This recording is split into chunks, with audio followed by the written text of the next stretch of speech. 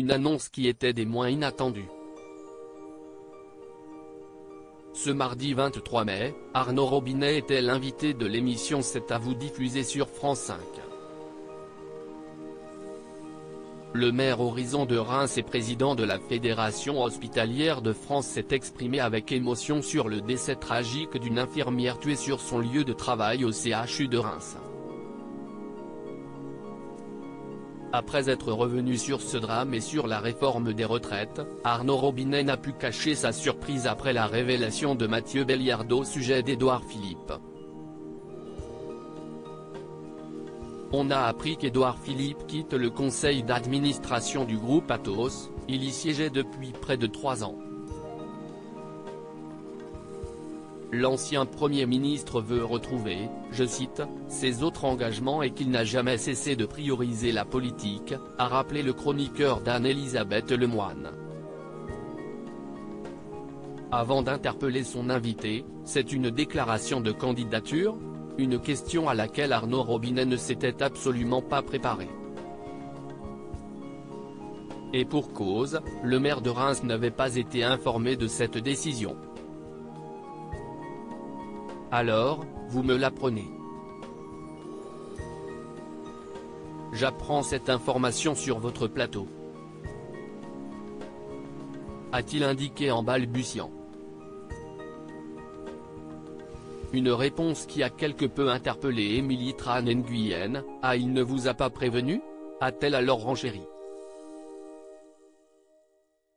Ce à quoi lui a répondu son invité sur le ton de la plaisanterie, « Non, non et je lui dirai. » Cependant, Arnaud Robinet est loin d'en vouloir à l'ancien locataire de Matignon. Le politique de 48 ans est prêt à la soutenir dans la suite de ses aventures politiques. Je pense qu'il a une trajectoire et nous sommes un certain nombre à vouloir l'accompagner. Il est libre. Il n'est pas aux mains des puissances et il est loyal et libre, a-t-il assuré. Avant de glisser un petit conseil en guise de conclusion, et je fais partie de ceux qui pensent que parfois il faut être un peu plus libre que loyal. Une élégante pirouette qui enlève à demi le voile sur les ambitions d'Édouard Philippe. Supérieur à Édouard Philippe, découvrez son évolution physique. Édouard Philippe, ce salaire auquel il a renoncé, maire du Havre à temps plein. Édouard Philippe était aussi membre du conseil d'administration d'Atos, leader international de la transformation digitale.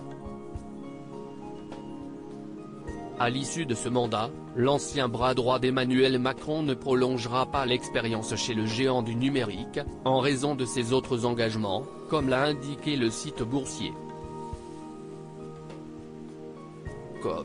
Il a été au terme de son expérience en entreprise, a précisé un proche de l'ex-jupéiste à Politico, expliquant qu'il a besoin de retrouver du temps pour ses activités politiques et littéraires, même s'il a toujours fait de la politique sa priorité.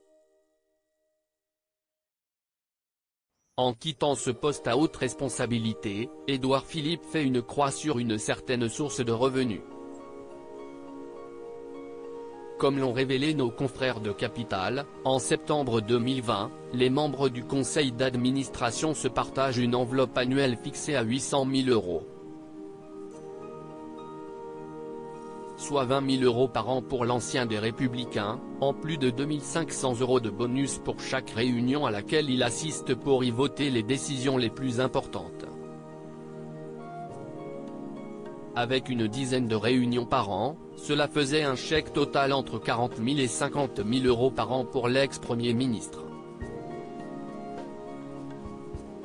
Il ne conserve plus que ses revenus liés à la politique, autour de 8 500 € par mois, en tant que maire du Havre et président de la métropole. Crédit photo, capture d'écran. C'est à vous, France 5.